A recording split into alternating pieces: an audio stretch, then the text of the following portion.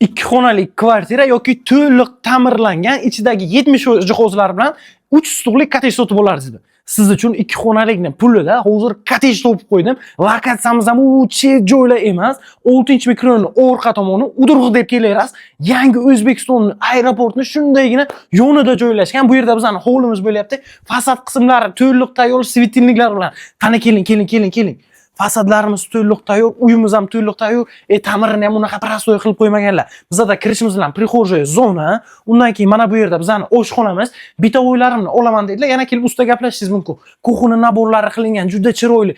Ta'mirdan keyin pashti hech kim yashamagan. Bu yerda bizning spalniy xonamiz. O'zini sanuzel xonalari bilan ko'rsatib o'tdik. Ariston, rakvina, vanna, unitas hammasi bor. Yaxshi MDF romlar, hamma joylari aboylar qilingan, qandillar. Undan keyin mana bu yerda bizning zal qismimiz, zalimiz ham anchagina keyin yumshoq qo'llar, pardalar. Qisqacha qilib aytganda, barcha mehmonlaringizni sig'diradi. 2 xonali kvartira olgandan ko'ra mana shuni men sizga maslahat beraman.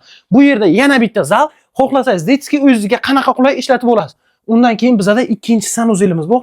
Endi alohida ro'zg'orliklar bo'ladi-ku. O'sha uchun bu yerda alohida bitta kompleksiyada qurib qo'yilgan. Bu yerda yana bitta spalniy o'zini mebellari bilan. Aka, narxiga keladigan bo'lsak borku, mana shu ko'rgan joylaringiz 2 stulni o'zini ichiga oladi. Undan tashqari orqa tomonda yana 1 stul yeri bor ekan, hujjatlari bilan o'zingizga zabor yoki boshqa narsa qurib olib, yana o'zingiz uchun alohida qilib ishlatish imkoniyatiga egasiz. Narxiga keladigan bo'lsak 63900. Kritik Orgazdan mana shu pulga 2 xonalik olardingizmi yoki mana bunaqa tayyor to'liq kirib yashaydigan kottej olardingizmi? Narxi ma'qul bo'lsa pastda nomer qoldirdik, aloqaga chiqing.